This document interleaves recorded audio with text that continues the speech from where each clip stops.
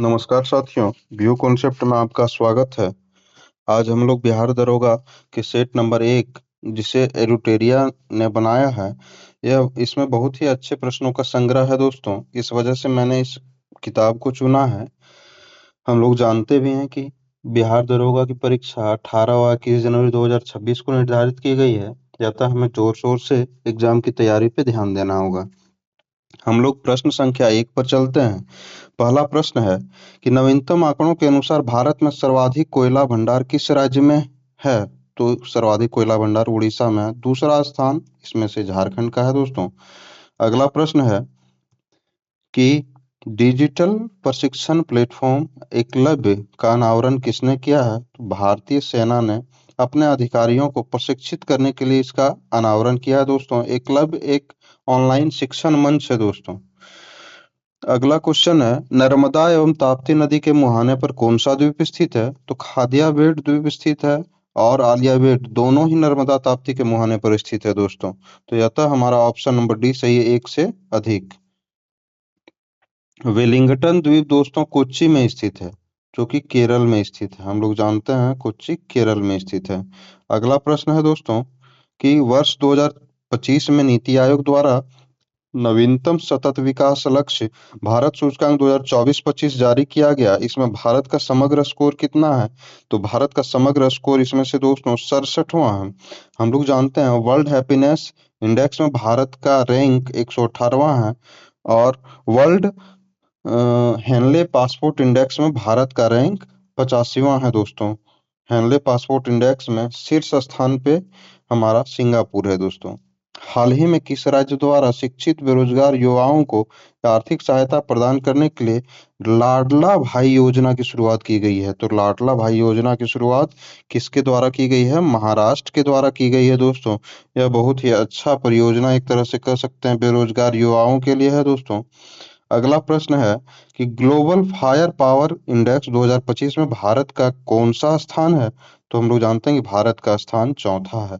प्रथम स्थान पे हमेशा यूएसए विराजमान रहता है दोस्तों। हमने जब से यह देखा है कि भारत हमेशा चौथे ही स्थान पे रहा और हमेशा एक नंबर पे यूएसए ही रहा है।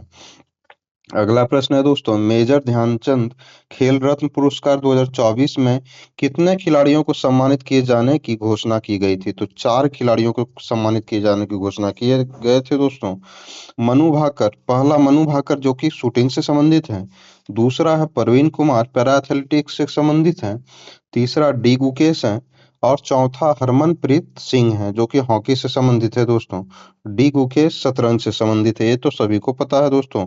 अगला प्रश्न है कि भारत का पहला स्वदेशी रूप से विकसित प्रदूषण नियंत्रक पोत का नाम क्या है? अगस्त 2024 में लॉन्च किया गया है। तो उसका नाम है समुद्र प्रताप, जिसे गोवा में लॉन्च किया गया दोस्तों, जिसे गोवा में लॉन्च किया गया। अगला प्रश्न है दोस्तों कि 2000 सॉरी 15 अप्रैल 2025 को 23वें विधि आयोग के अध्यक्ष के रूप में किसे नियुक्त किया गया? तो हम लोग जानते हैं कि दिनेश माहेश्वरी को 23वें विधि आयोग के अध्यक्ष के रूप में नियुक्त किया गया। अगला प्रश्न है दोस्तों, किस टाइगर रिजर्व के पास दुनिया की पहली टाइगर रिजर्व सफारी की स्थापना किए जाने की योजना बनाई गई है? तो सिमलीपाल टाइगर रिजर्व में इसकी योजना बनाई गई है, जो कि हमारा उड़ीसा में स्थित है। अगला प्रश्न है दोस्तों, 18वीं वन स्थिति रिपोर्ट 2023 के अनुसार भारत के कितने प्रतिशत क्षेत्र में वन एवं वृक्षावरण है? तो 25.17% पर वन एवं वृक्षावरण है। इसका सही आंसर है ऑप्शन नंबर सी।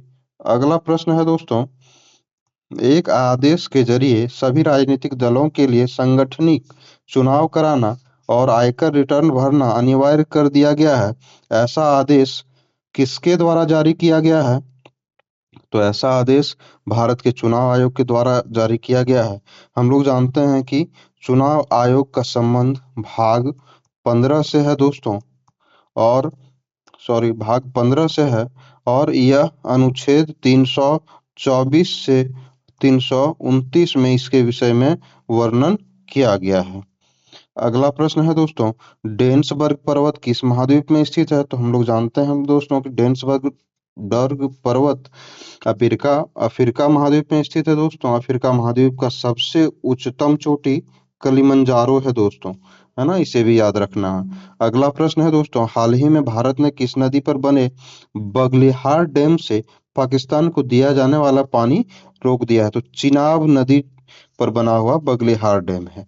हम लोग जानते हैं दोस्तों कि हाल ही में पहलगाम आतंकी हमला हुआ, जिससे पाकिस्तान ने करवाया था, जिससे नाराज होकर भारत ने सिंधु जल समझौता, जो कि 1960 में नदियों के पानी के दिए जाने पर हुई थी, उससे भारत ने अपने आप को अलग कर लिया है ना। अगला प्रश्न है दोस्तों, पद्म पुरस्कार से सम्मानित स्वामी शिवानंद सरस्वती का हाल ही में निधन हो गया। वह कौन थे? वह एक योग गुरु थे दोस्तों, और यह 128 वर्ष तक जीवित रहे थे, और इनका जन्म बांग्लादेश के सिलेट जिले में हुआ था दोस्तों। सिलेट जिले में इसका इनका जन्म हुआ था। अगला प्रश्न है, लकुंडी स्मारक किस राज्य में स्थित है? इसे जिसे यूनेस्को की विश्व धरोहर स्थल की संभावित सूची में शामिल करने का प्रस्ताव रखा गया है। तो लकुंडी स्मारक कर्नाटक में है दोस्तों। इसे यूनेस्को के धरोहर स्थलों की ये संभावित सूची में इसे शामिल करने का निर्णय लिया गया है। अगला प्रश्न है, लोकसभा के अध्यक्ष ओम बिरला ने 2025-26 के कार्यकाल के लिए किसे संसदीय प्राक्कलन समिति का अध्यक्ष नियुक्त किया है? तो संजय जायसवाल को प्राक्कलन समिति का अध्यक्ष नियुक्त किया गया है दोस्तों। इसमें हम लोग जानते हैं कि भारत का सबसे पुराना समिति, संसदीय समिति लोक लेखा समिति है दोस्तों, लोक लेखा समिति है।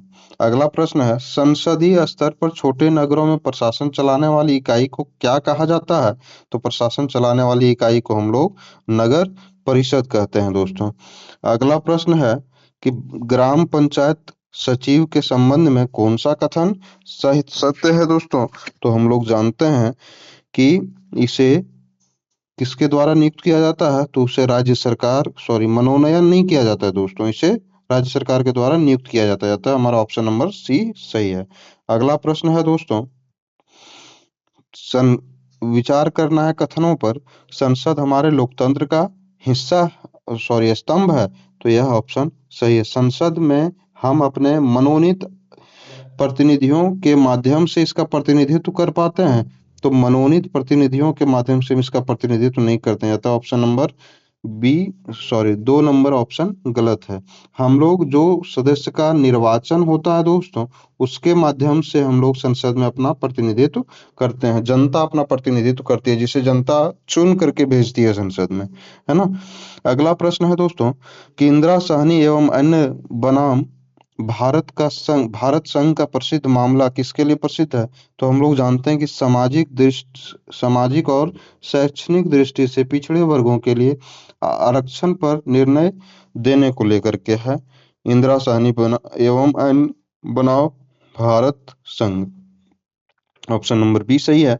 अगला प्रश्न है दोस्तों, न्यायालय के परमादेश का रिट किसके विरुद्ध जारी किया जा सकता है?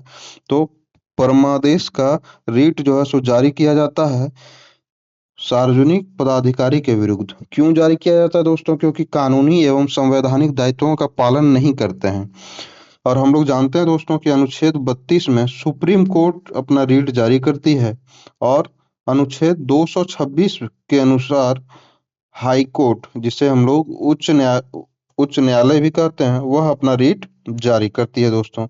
अगला है, किसी व्यक्ति को उसके प्राण एवं दैहिक स्वतंत्रता के संबंध में संरक्षण भारत के संविधान के किस अनुच्छेद में वर्णित है दोस्तों? तो यह अनुच्छेद 21 में वर्णित है। अगला प्रश्न है दोस्तों, विधानसभा के सदस्य जनता के द्वारा चुने जाते हैं, ये तो सभी को पता है। तो ऑप्शन नंबर ए हमारा सही है। निम्नलिखित कथनों पर विचार करना है कि केवल लोकसभा में धन विधेयक प्रस्तुत किया जा सकता है। यह बात सही है। मंत्रिपरिषद केवल लोकसभा के लिए उत्तरदायित्व है, राज्यसभा के लिए नहीं। यह भी ऑप्शन हमारा सही है। यह हमारा ऑप्शन नंबर सी सही होगा। अगले प्रश्न पे चलते हैं दोस्तों, स्वतंत्र भारत के प्रथम विदेश मंत्री कौन थे? तो प्रथम विदेश मंत्री का प्रभार जवाहरलाल नेहरू ने अपने पास रखा था। यह सबसे लंबे समय तक भारत के इतिहास में विदेश मंत्री रहने का सौभाग्य इनको प्राप्त हुआ है। अगला प्रश्न है, राजनीति पार्टी और उनके संस्थापक दिए गए हैं। तो भारतीय जनसंघ के संस्थापक थे श्यामा प्रसाद मुखर्जी।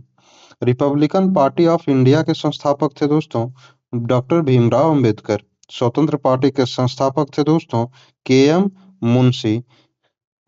यथा हम लोग ऑप्शन पे ध्यान देंगे तो ऑप्शन नंबर हमारा भारत ऑप्शन नंबर सी सी सही जा रहा है। तो यथा हम ऑप्शन नंबर सी को टिक करेंगे और आगे बढ़ेंगे दोस्तों। सॉरी,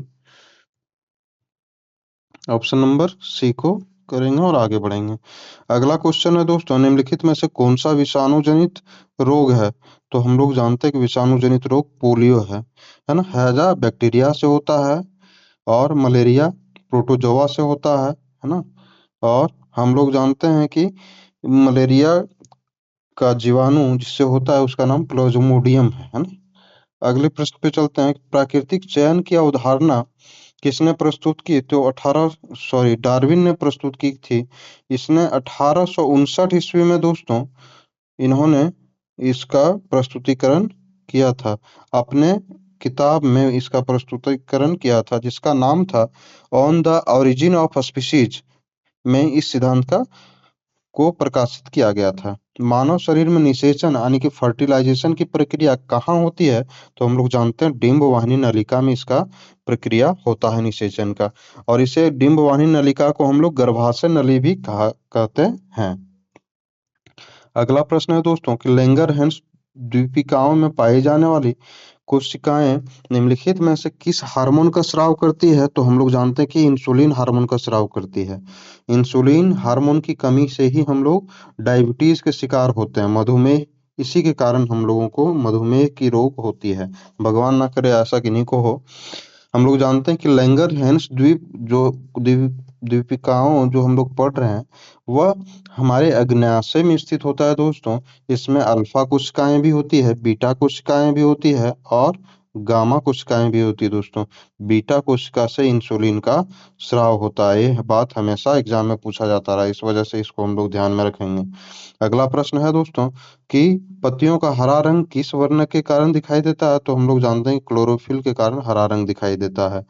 अगला प्रश्न है, जब पादप कोशिकाओं से पानी बाहर निकल जाए तथा कोशिकाओं की कोशिका झिल्ली सिकुड़कर कोशिका भित्ति से अलग हो जाती है तब क्या होता है? तब जीव द्रव्य संकुचन होता है। जब जीव द्रव्य संकुचन होता है दोस्तों तो पानी की कमी हो जाती है। हम लोग को देखना है। अगला प्रश्न है, सूची 1 और 2 को सुमेलित करना है। तो हम लोग जानते हैं कि क्लोरोफाइसी, इससे क्लोरोफिल का फिल आ रहा है दोस्तों। तो हम लोग जानते हैं कि क्लोरोफाइसी नामक नाम हरे शैवाल को कहते हैं क्लोरोफाइसी। रोडोफाइसी से रेड का फिल आ रहा है यानी कि लाल, अतः हमारा लाल शैवाल को रोडोफाइसी कहा जाता है। फियोफाइसी जो कि भूरे शैवाल को फियोफाइसी कहा जाता है। और ब्रायोफाइट लीवरवर्ट को ब्रायोफाइट कहा जाता है।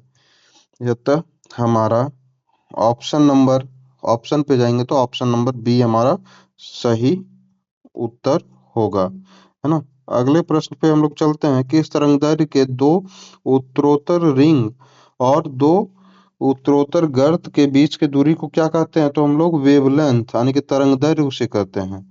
जिस विलयन में कोई पदार्थ एक सीमा के बाद और अधिक ना घोला जा सके ऐसा विलयन निम्नलिखित में से क्या कहलाता है? तो ऐसा विलयन संतृप्त विलयन कहलाता है दोस्तों। इसमें हम लोग जानते हैं कि विलयन कणों की त्रिज्या 10⁻⁻7 सेंटीमीटर होता है। अगला प्रश्न है दोस्तों कि दो परमाणुओं के समस्थानिक क्या कहा जाता है? यह क्या कहा जाता है? यदि उनके परमाणु संख्या समान परंतु द्रव्यमान संख्या भिन्न हो तो उन्हें आइसोटोप यानी कि समस्थानिक कहते हैं। और इसके अपोजिट हम लोग द्रव्यमान संख्या जब समान हो और परमाणु संख्या भिन्न हो तो उसे आइसोबार यानी कि समभारिक कहते हैं दोस्तों, है ना। अगला प्रश्न है, निम्नलिखित में से सर्वाधिक और न्यूनतम अभिक्रियाशीलता वाला युग्म है? तो हम लोग जानते हैं दोस्तों कि पोटेशियम हमारा सबसे सर्वाधिक क्रियाशील तत्व है। उसके बाद हमारा क्रियाशील तत्व है सोडियम।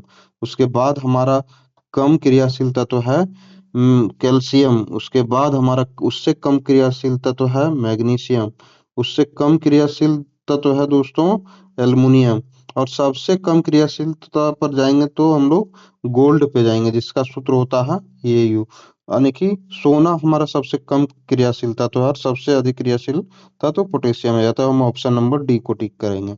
अगला प्रश्न है दोस्तों, आवर्त सारणी में लिथियम और सीजियम, लिथियम से सीजियम की ओर जाने पर क्षार धातुओं का घनत्व सामान्यतः क्या होता है दोस्तों, बढ़ता है। अगले प्रश्न पे चलेंगे। अगला प्रश्न है, स्थिर आयतन पर किसकी निश्चित मात्रा वाली गैस का दाब उसके परम ताप के समानुपाती होता है? यह निम्नलिखित में से कौन सा नियम है?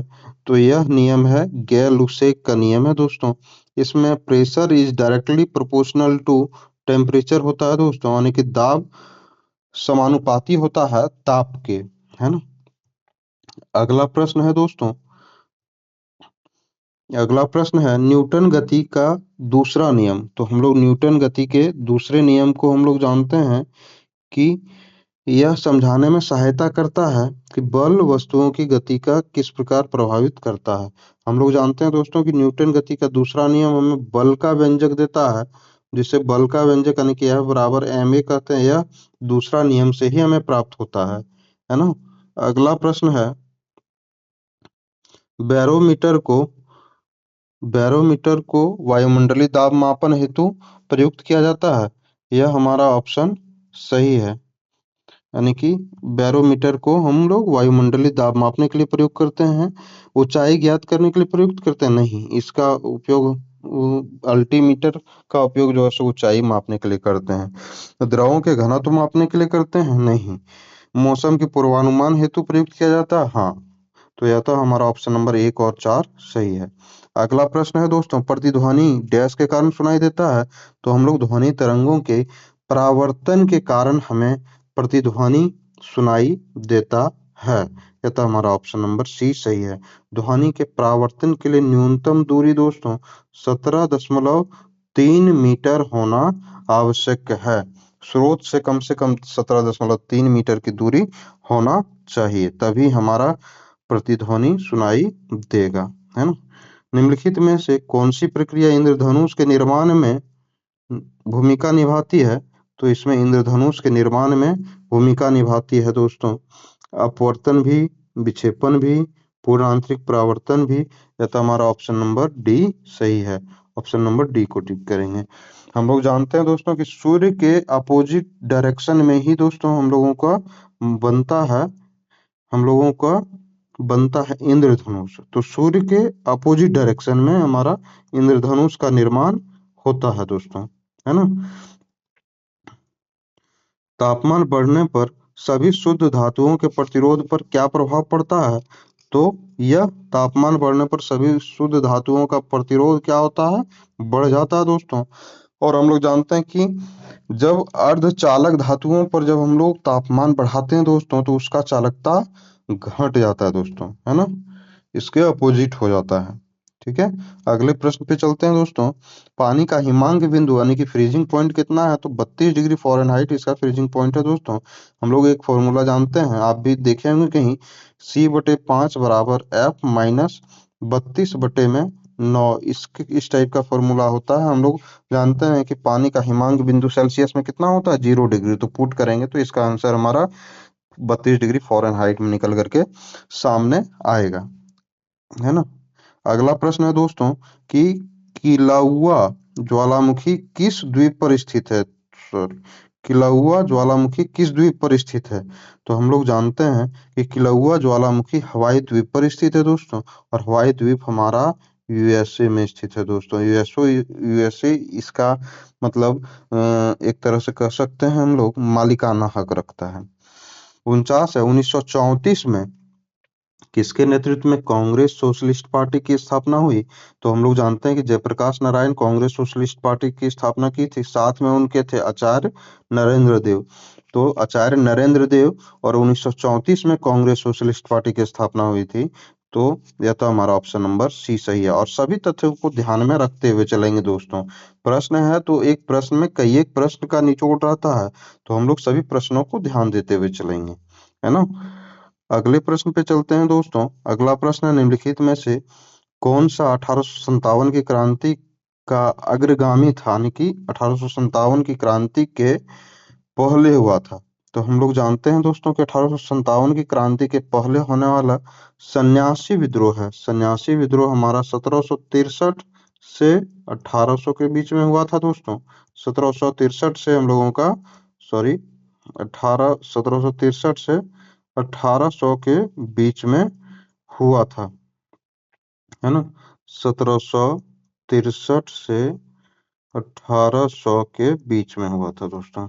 और हम लोग जानते हैं दोस्तों कि यह हमारा बंगाल में हुआ था और बिहार में हुआ था दोस्तों, दोनों जगह पे हुआ था।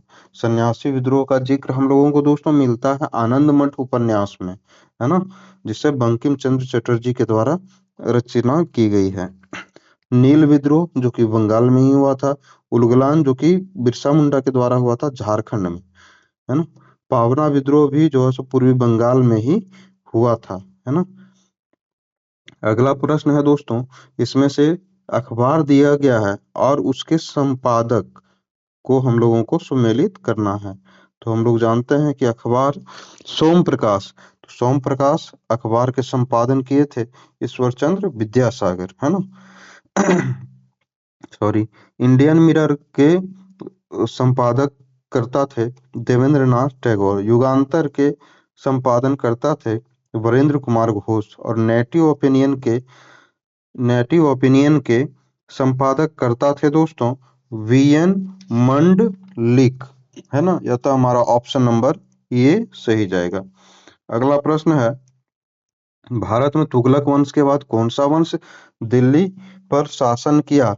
तो हम लोग जानते हैं कि तुगलक वंश के बाद सैयद वंश दिल्ली पर शासन किया। और सैयद वंश के संस्थापक थे दोस्तों खिज्र खां, खिज्र खां, है ना। इनमें से किसने 1857 के विद्रोह में सक्रिय रूप से भाग लिया था। तो नाना साहब ने भी भाग लिया था, मौलवी अहमदुल्ला ने भी भाग लिया था, बेगम हजरत महल ने भी भाग लिया था। नाना साहब कहाँ से प्रतिनिधित्व किए थे दोस्तों, तो कानपुर से किए थे। बेगम हजरत महल कहाँ से किए थे, तो लखनऊ से किए थे।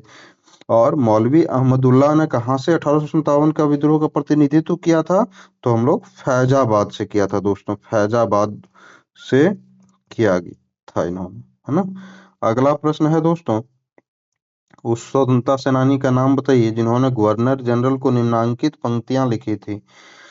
तो लिखा गया था उसमें, मैंने घुटने टेक कर रोटी मांगी लेकिन उसके बजाय मुझे पत्थर मिला। मैं ऐसे प्रत्युत्तर से आश्चर्यचकित नहीं हूँ। ब्रिटिश राष्ट्र केवल शक्तियों के सामने झुकता है। ऐसा किसने कहने का साहस किया था। तो ऐसा महात्मा गांधी ने कहने का साहस किया था दोस्तों। अगला प्रश्न है, नाजीवाद किसका समर्थक था।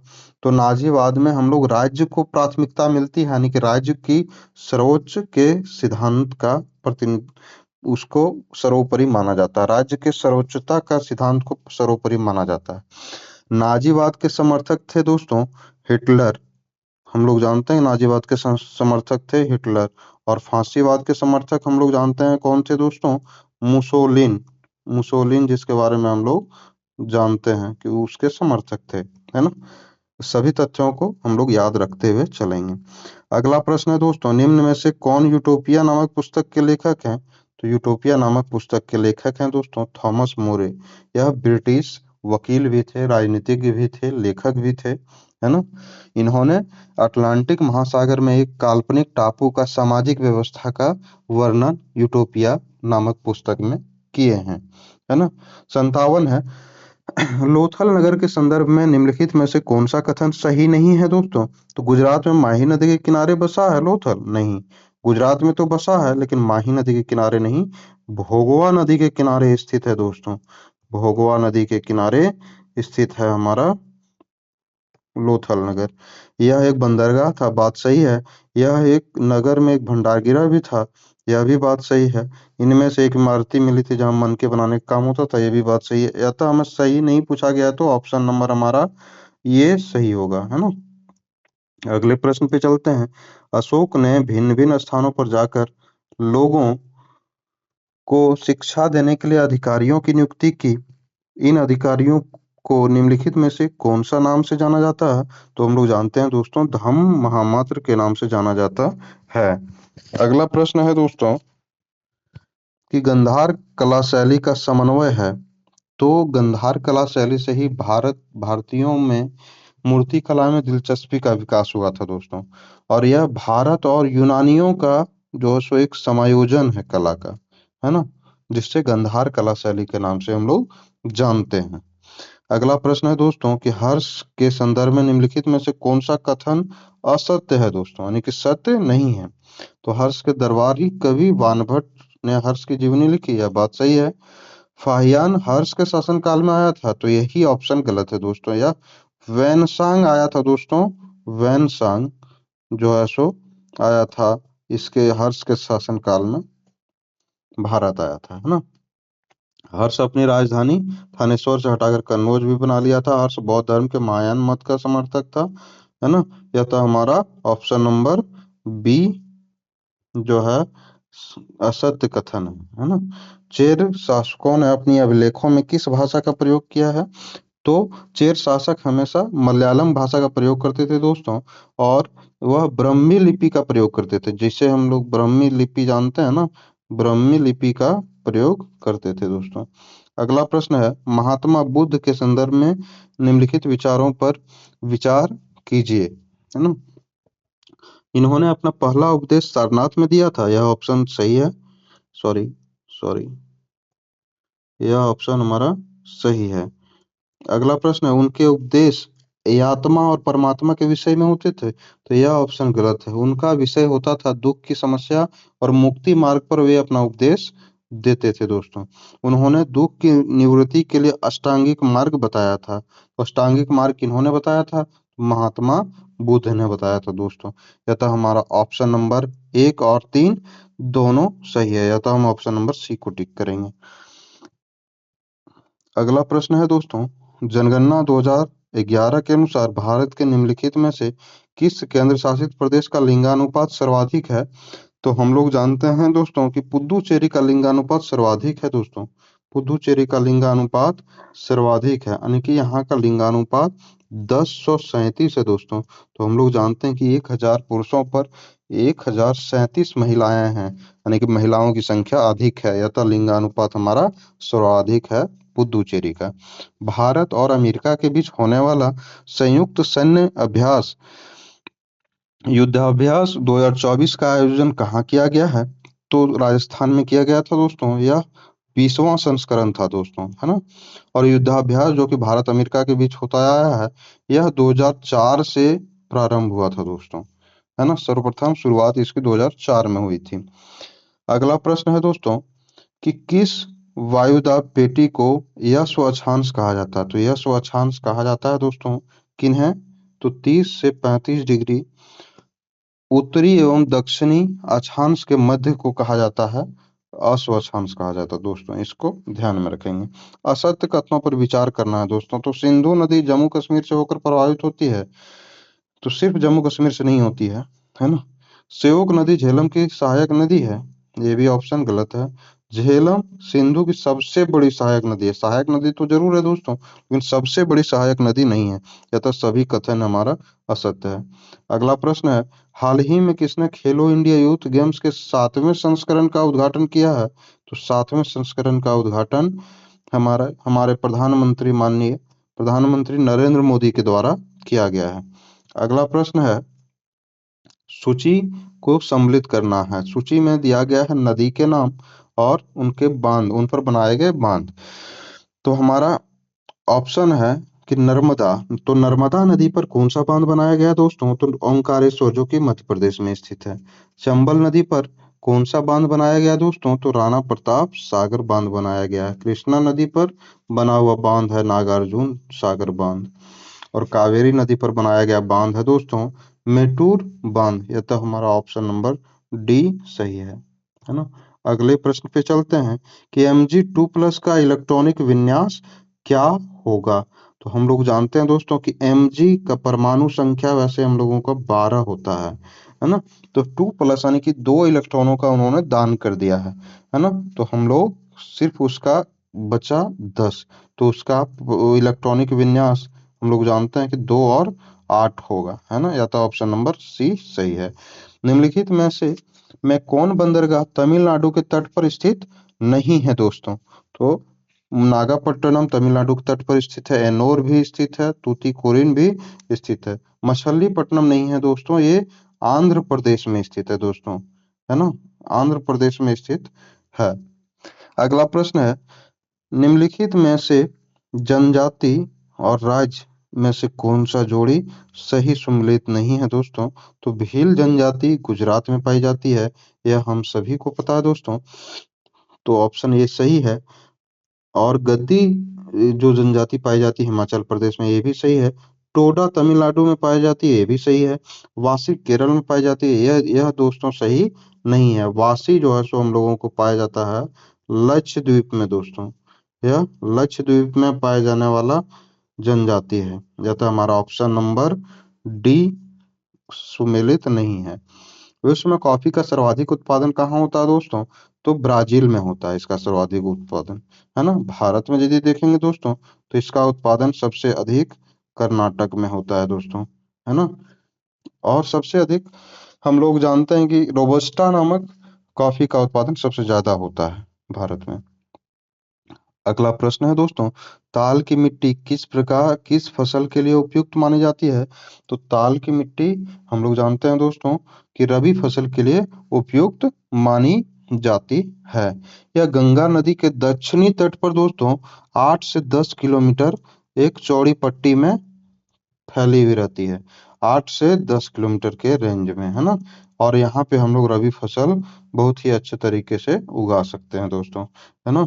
अगले प्रश्न पे चलते हैं कि असंगत जोड़ों को पहचानना है दोस्तों। उदयपुर वन्यजीव अभयारण्य पश्चिमी चंपारण में है, सही बात है।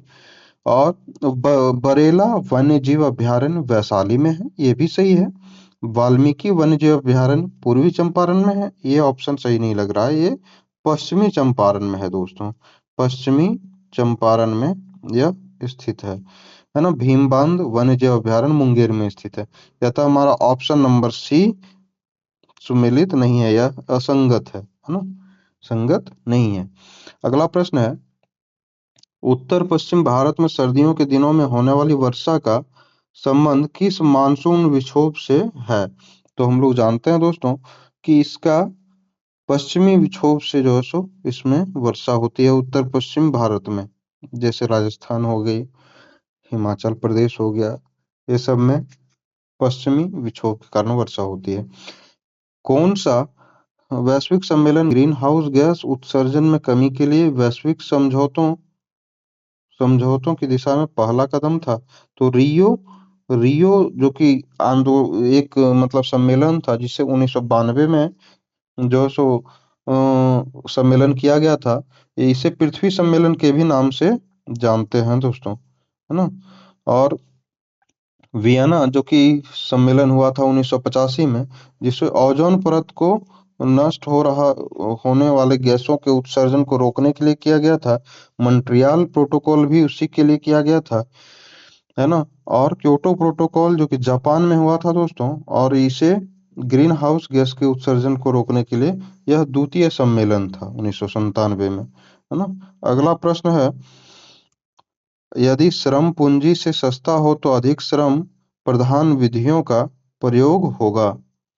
यदि श्रम की अपेक्षा पूंजी सस्ती है तो उत्पादन में अधिक पूंजी प्रधान विधियों का प्रयोग होगा। ऊपर दिया गया वितरण किस प्रकार की व्यवस्था को निरूपित करता है। तो हम लोग जानते हैं कि पूंजीवादी अर्थव्यवस्था को निरूपित करता है।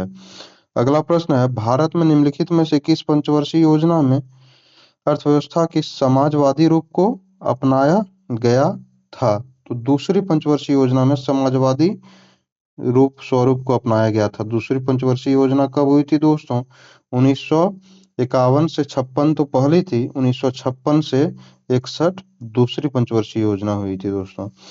अगला प्रश्न है, भारत को 1991 में एक आर्थिक संकट का सामना करना पड़ा निम्नलिखित में से कौन सा उस संकट का प्रमुख कारण रहा था? तो हम लोग जानते हैं कि आर्थिक संकट का सामना करना पड़ा था और वह जो है सो बाहरी ऋण का उच्च स्तर था दोस्तों, जिसके कारण हम लोगों को यह संकट, आर्थिक संकट का सामना करना पड़ा था।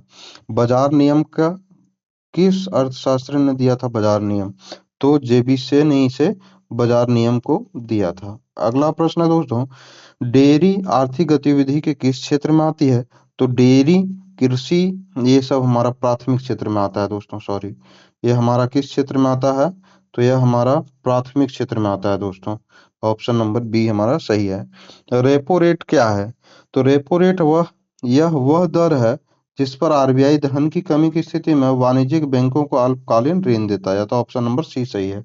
अगला प्रश्न है, निम्नलिखित में से किस दिन संयुक्त राष्ट्र शांति सैनिकों का अंतर्राष्ट्रीय दिवस मनाया जाता है? तो हम लोग 29 मई को मनाते हैं संयुक्त राष्ट्र शांति सैनिकों का अंतर्राष्ट्रीय दिवस। ग्रुप ए और बी को सुमेलित करना है दोस्तों। तो प्रश्न को देखते हैं। तो है, अंतर्राष्ट्रीय न्यायालय का मुख्यालय दिया हुआ है दोस्तों। न्यायालय संगठन है, उसका मुख्यालय हम लोगों को देखना है, सुमेलित करना है। तो अंतर्राष्ट्रीय न्यायालय का मुख्यालय है द हेग। अंतर्राष्ट्रीय न्यायालय का मुख्यालय कहाँ है? The Hague. खाद्य और कृषि संगठन का मुख्यालय हम लोग इटली, रोम में है दोस्तों। और यूनिसेफ का मुख्यालय न्यूयॉर्क में स्थित है। और विश्व व्यापार संगठन का मुख्यालय जेनेवा में स्थित है दोस्तों। कहाँ स्थित है? जेनेवा में, है ना। फिर हम लोग अब ऑप्शन को देखते हैं दोस्तों। तो हमारा ऑप्शन नंबर ये सही है ना। अगले प्रश्न पे चलते हैं हम लोग। नए संसद भवन के प्रमुख वास्तुकार कौन हैं? तो विमल पटेल इसके प्रमुख वास्तुकार हैं। हम लोग जानते हैं कि इसका उद्घाटन 28 मई 2023 को हुआ था दोस्तों। इसका उद्घाटन प्रधानमंत्री नरेंद्र मोदी के द्वारा किया गया था, है ना। गैबोन देश की राजधानी निम्नलिखित में से कौन सा है? तो गैबोन देश की राजधानी लिब्रेले है। सॉरी, इसकी राजधानी लिब्रेले है ना। इसकी राजधानी लिब्रेले है। हम लोग अगला देखते हैं। तो बंजुल किसकी राजधानी है? तो गाम्बिया की राजधानी है बंजुल। मोरोनी किसकी राजधानी है? तो कोमोरोस की राजधानी है मोरोनी, है ना। ब्राजिलवे किसकी राजधानी है दोस्तों? तो कांगो की राजधानी है ब्राजिलवे, है ना। तो इसको हम लोग सभी को ध्यान में रखेंगे, है ना। अगला प्रश्न है, भारतीय प्राणी सर्वेक्षण की स्थापना निम्न में से किस वर्ष की गई थी? तो भारतीय प्राणी सर्वेक्षण की स्थापना किस वर्ष की गई थी दोस्तों? तो हम लोग जानते हैं कि 1875 ईस्वी में इसकी स्थापना की गई थी। सॉरी, इसकी स्थापना 1875 ईस्वी में की गई थी। इसका मुख्यालय हम लोग जानते हैं दोस्तों कि कोलकाता में इसका मुख्यालय है। कहाँ पे स्थित है? भारतीय प्राणी सर्वेक्षण का मुख्यालय कोलकाता में स्थित है। सॉरी, कहाँ पे स्थित है दोस्तों? तो हम लोग जानते हैं कि कोलकाता में स्थित है ना। अगले प्रश्न पे चलते हैं। अनुसूचित जाति एवं अनुसूचित जनजाति अत्याचार निवारण अधिनियम कब बनाया गया था दोस्तों? तो हम लोग का 1989 ईस्वी में इस अधिनियम को बनाया गया था। भेदभाव और हिंसा को रोकने के लिए इसे बनाया गया था। किस देश के संसद की विधायिका को नेसेट नाम से जानते हैं दोस्तों? तो नेसेट नाम से जाना जाने वाला संसद है इजराइल का दोस्तों। तो इजराइल सही ऑप्शन है। चीन के संसद को हम लोग बोलते हैं नेशनल पीपुल्स कांग्रेस, है ना। तुर्की के संसद को बोलते हैं ग्रैंड नेशनल असेंबली, है ना। जापान के संसद को हम लोग क्या बोलते हैं दोस्तों? डायट बोलते हैं, है ना। अगला प्रश्न है, निम्नलिखित में से कौन सा प्रेम का पर्यायवाची नहीं है? तो घृणा प्रेम का विलोम शब्द है दोस्तों। पर्यायवाची है प्रणय है, प्रीति है, अनुराग है ना। इसमें पूछ रहा है पर्यायवाची नहीं है, तो हमारा ऑप्शन नंबर डी सही है ना। अगला प्रश्न है, जो कम बोलता है उसके लिए उपयुक्त शब्द है। तो जो कम बोलता है दोस्तों उसके लिए हम लोग क्या बोलते हैं, उसे हम लोग क्या बोलते हैं, मितभाषी बोलते हैं कम बोलने वाले को। कम बोलने वाले को क्या बोलते हैं, मितभाषी, है ना। तो ऑप्शन नंबर ये सही है। मधुर बोलने वाले को दोस्तों हम लोग बोलते हैं मृदुभाषी, है ना। अतिभाषी जो बहुत ज्यादा बोलता है, लघुभाषी जो छोटे छोटे शब्दों का प्रयोग करता है उसे लघुभाषी बोलते हैं। भरपेट की समास का उदाहरण दो दोस्तों। तो भर जो है हमारा यवयव है, तो यवयव से बना हुआ शब्द समास हमारा यवयवी भाव समास होगा, है ना। जैसे प्रतिदिन, प्रतिदिन भी हमारा प्रति क्या है, हमारा यवयव है ना। यह तो हमारा प्रतिदिन भी हमारा कैसा समास होगा, ये अवयवी भाव समास होगा, है ना। अगले प्रश्न पे चलते हैं दोस्तों। Change the active voice to passive voice, it is time to ring the bell. तो इसका सही ऑप्शन है, एक्टिव टू पैसिव बनाना है तो इसका सही ऑप्शन है it is time for the bell to be rung. यह तो ऑप्शन नंबर डी सही है। अगला प्रश्न है दोस्तों, fill the blanks with sustain suitable option. Catherine says that she dash in love before. तो इसका सही आंसर होगा शी हैड नेवर बीन, इससे पहले वह कभी भी लव में नहीं पड़ी थी। अगला प्रश्न है कि one nation one student ID card का नाम क्या है, जो कि आजकल सभी स्टूडेंट का बन रहा है दोस्तों। एक बार बन जाने से फिर दोबारा इसे नहीं बना सकते हैं। और वह है हम लोगों का अपार आईडी कार्ड, जिससे कि हम लोग भी इस समस्या से अभी जूझ रहे हैं। अपार आईडी कार्ड में बहुत सारे प्रॉब्लम है कि यहाँ से पोर्ट नहीं किया गया है तो इसे आउट नहीं किया गया है। इस समस्या से हम लोग जूझते हुए आ रहे हैं। अगला प्रश्न का आंसर ऑप्शन नंबर डी है। अगले क्वेश्चन पे चलते हैं दोस्तों। तो अगला है, अगले प्रश्न पे हम लोगों का जीएस जो सेक्शन था वो समाप्त हो गया। या तो हम लोग इसका सही आंसर है ये, और इसका सही आंसर है, हम लोग देखेंगे तो ये इसका भी सही आंसर है। या तो हम लोग देख सकते हैं कि हम लोग 100 नंबर क्वेश्चन तक पहुंच चुके हैं और बहुत ही अच्छे से हम लोग सेट को पढ़े हैं दोस्तों। और आप इसे नहीं समझ में आए तो दोबारा भी देखें दोस्तों, और इसको बहुत ही अच्छे तरीके से इस पे ध्यान दें। धन्यवाद आप सभी का सुनने के लिए मुझे।